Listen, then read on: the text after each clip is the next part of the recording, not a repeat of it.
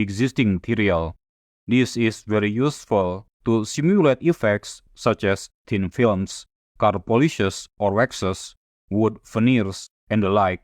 You can search online to understand in detail how each of these effects works in the real world.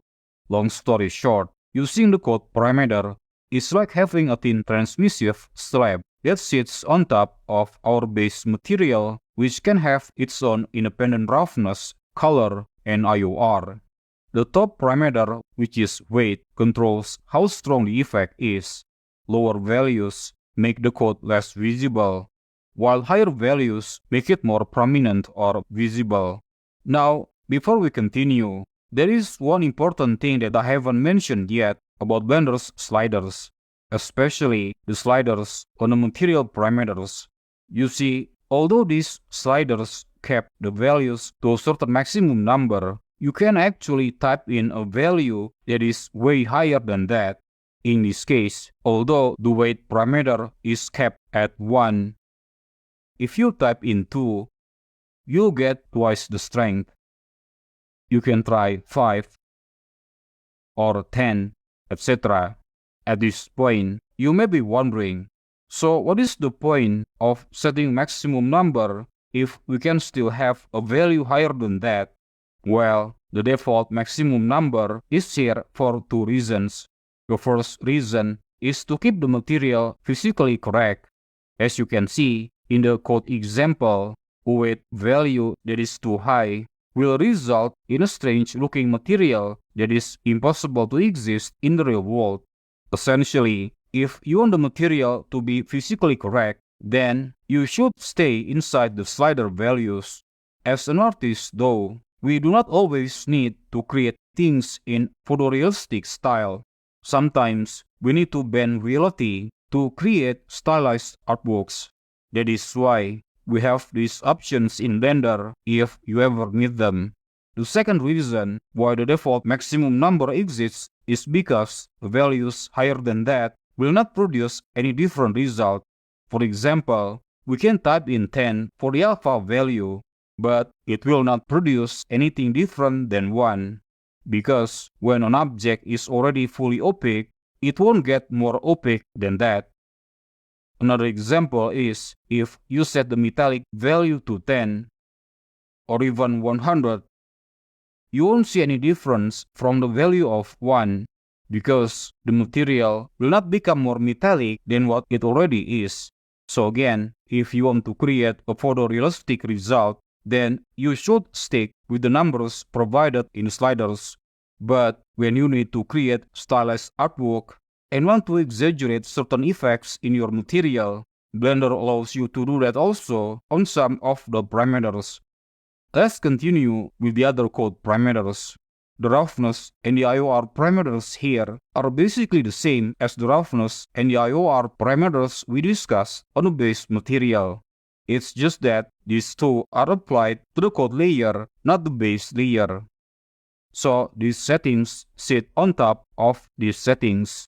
In the real world, most coating layer implementations are usually applied on top of a rough surface, or at least rougher than the coating layer. So ideally, the base material has a high roughness value, while the coating is glossier or has a lower roughness value. The last one is the thin parameter. If you set this to white, which is the default, there will be no added color on the coating layer.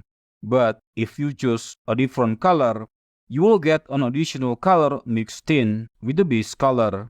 The stronger the saturation and or the lower the brightness, the stronger the color tinting effect will get. Alright? Next is the sheen parameter.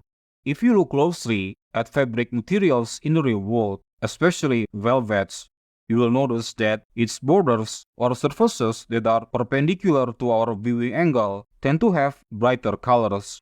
Why is this happening? Well, this is due to the small fur-like particles that exist across the fabric surface. Our eyes can pick up light rays that bounce off of these particles when they are positioned closer to a perpendicular or 90-degree angle. Other particles actually also reflect lights, but they are going in other directions, as the particles are more aligned with our eye's line of sight. If you want to create this edge brightening effect on your material, then you can use the Sheen parameter. So to recap, we use the Sheen parameter to add bright areas on the border or edges of the surface when the faces are perpendicular to our viewing angles. This is very useful for simulating clothes fuzziness or dust, for example. To see the Sheen effect much better, we may need to use a darker base color. Notice that we can use the weight parameter to control how strong the effect is. Just like the code weight we discussed before, we can also crank this value up beyond the default maximum number by typing in a value manually. But again, if you want a realistic result, you should stick with the values in the slider. Alright. Now, for the roughness parameter in the Sheen category, the name can be a bit confusing, as this is not like the roughness values we used before. Essentially, this value controls how wide the Sheen color spreads from the borders or the edges. Higher values will cover more surfaces, while lower values will shrink the coverage area. Finally, the tint parameter. This is basically the color of the Sheen effect. In practice, you want to keep the color not far away from the base color. You can keep using white as this is a safe and neutral color. But if you prefer colors other than white, for example, if you have a green base color, you should pick a light green color for the Sheen tint color. If you use other colors in the hue wheel, such as blue or red, for example, the result will not look realistic, but you may need this to simulate visual effects such as ghosts or holograms. That is, if you use Sheen together with the alpha parameter.